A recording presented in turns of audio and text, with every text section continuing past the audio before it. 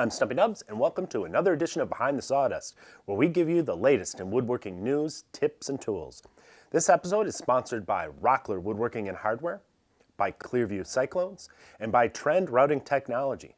Please visit their websites at the links in the notes below the video. They pay the bills so you can get free woodworking infotainment. Now let's get started with the woodworking news. The mid-January issue of Stumpy Nubs Woodworking Journal will be released in the coming days and will include 9 new videos and several new articles, making it the largest edition of the digital magazine yet. Highlights will include a new table saw sled, a lesson in box joints, a mini wooden safe project, a homemade hand plane, sharpening tips, 2 hand tool projects, and a very controversial video about CNC woodworking that you won't want to miss. You can subscribe to Stumpy Nubs Woodworking Journal for free at stumpynubs.com or by using the link below the video.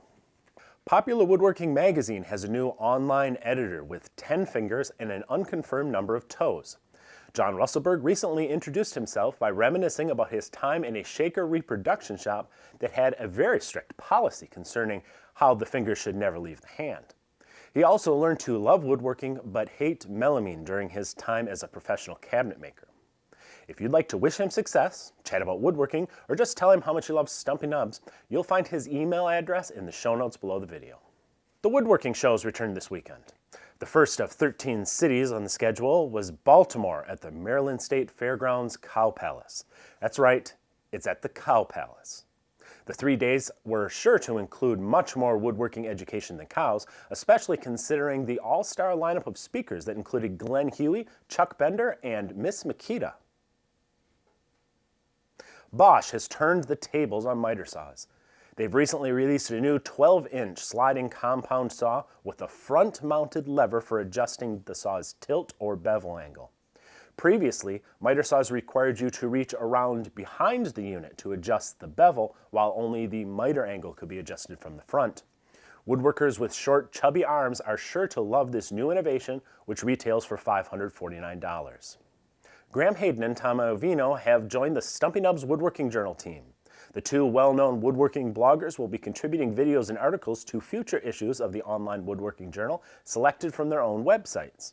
Tom Iovino has been one of the craft's best-known bloggers at Tom's Workbench for many years. Graham Hayden, who has been mentioned many times on our show, writes regularly for the Popular Woodworking Editor's blog and produces excellent videos that will be featured in the hand tool woodworking section of Stumpy Nubs Woodworking Journal. Let's check out the blogs. Speaking of hand tool phenom Graham Hayden, he's been writing a series of articles about building sawhorses by hand at Popular Woodworking's editor's blog. The step-by-step tutorial includes excellent photos and tips to guide you on your way and is highly recommended. While you're over at Popular Woodworking's blog, you'll also want to check out Yoav Lieberman's 3-part series on the bench bowl. Just what the heck is a bench bowl and why would you want one in your china shop, you ask? An excellent question. A bench bowl is a workbench attachment that solves common clamping problems while raising your work to a more comfortable level, such as when dovetailing panels. It's made from pieces of 2x4 lumber. Then he added some pipe clamps. You'll just have to go and see it. You'll find links below in the show notes. Chris Schwarz wants to save you hours of hand planing. He says the key to fast stock prep is to get the planes going and never stop until you're finished.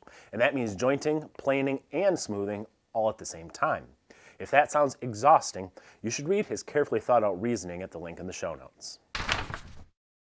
If you're a scroll sawer, the next 60 seconds are going to blow your mind because our senior scroll saw correspondent Mustache Mike is here to tell you what's new in the craft.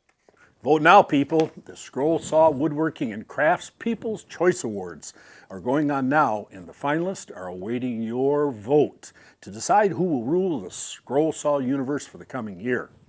Finalists for the Toys and Games category include several toys and a number of games. If you want your vote to count, you have to get to the polls at the link in our show notes. If you don't vote, you don't get a chance to spend the whole next year complaining about who did get elected. If you have a useless kid sitting around your house, you may want to teach him how to scroll saw. Scrollsawer.com is a free step-by-step guide that you can use to walk that little crumb cruncher through the process, from preparing wood to making various cuts, even troubleshooting common problems. You'll find that also in the show notes below.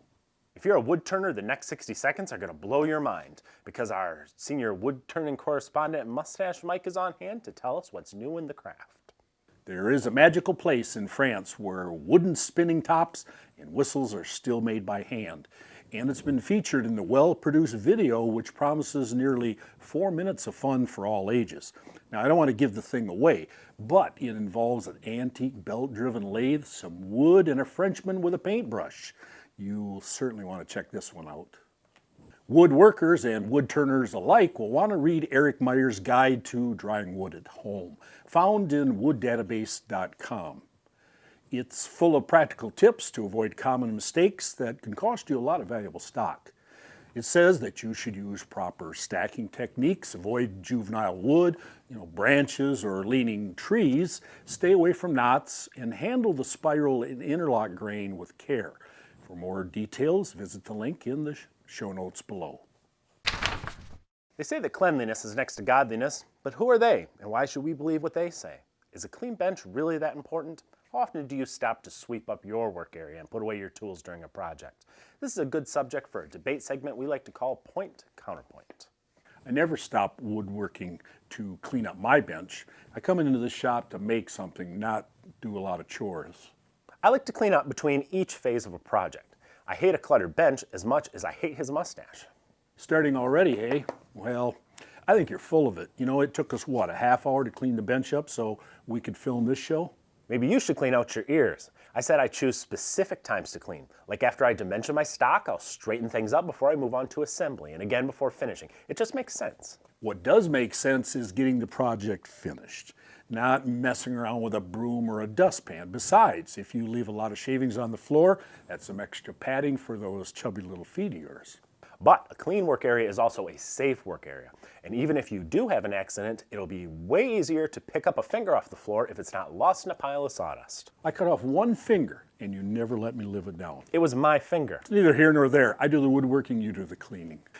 We should get some of those French-made outfits. I don't think they come in your size, fatty. Well, if you'd like to weigh in on this controversial subject, please do so in the comments below. Well, that about wraps things up for this edition of Behind the Sawdust. Be sure to check out the latest issue of Stumpy Nubs Woodworking Journal, full of videos, articles, homemade tools, woodworking tips, and more. You can subscribe for free at stumpynubs.com. And don't forget to support our sponsors, Rockler Woodworking and Hardware, Clearview Cyclones, and Trend Routing Technology, because without them, we couldn't do all that we do. By supporting them, you're supporting us, and I can't tell you how much we appreciate that. You should sit back and have yourself a cold one, because you've earned it, my friend.